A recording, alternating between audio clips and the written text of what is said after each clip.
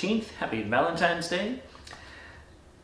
Leviticus 23:24, Psalm 24, and Acts 21 are the places we're reading as we continue through God's Word. We're going to go to Leviticus 23. And what we have here is the outline of the feasts that the nation of Israel was to celebrate every year. And you probably have read through some of this or heard about some of these before. And I just think what's great about it is there's intentional times to celebrate. Intentional times to come before the Lord together to celebrate.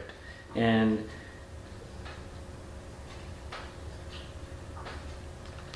God calls them holy convocations.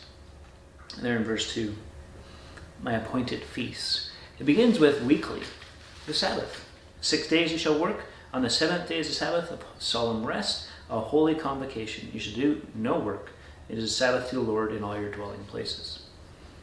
So, again, this is for the nation of Israel, and they were to take the Sabbath and not work.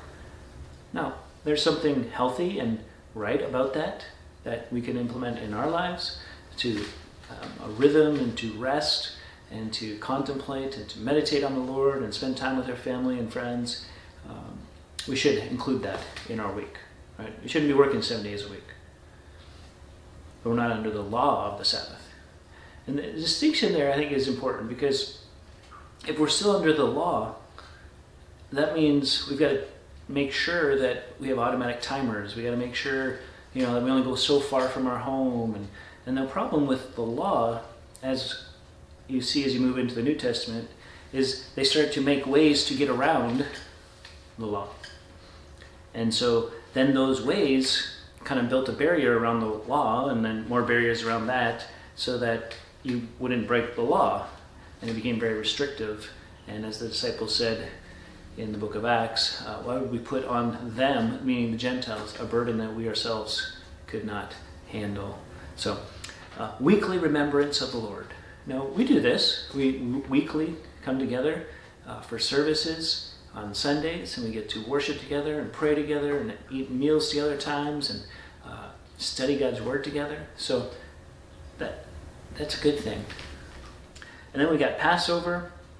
That's the remembrance of them coming out of Egypt, first fruits, right? It's like Thanksgiving. You're thankful for what God has done. The Feast of Weeks, Feast of Trumpets, the Day of Atonement, that's a big one. Unfortunately now there's no temple, so the Day of Atonement is kind of like a day of do good for others versus sorrow for sin. Yeah, doesn't quite have the same ring. Under Christ, the Lamb has been shed once for all because of Jesus. And so we don't have to wait for 1 day a year. We get to come boldly to the throne of grace. Not because we're good, not because we deserve it, but because the way has been paid for us. We've been bought by the blood of the Lamb, the one perfect sacrifice for all time. And the Feast of Booths.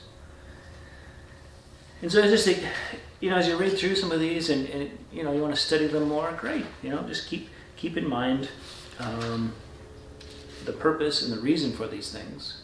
And as you apply them into your life, I think we can apply celebration of the good things that God has done.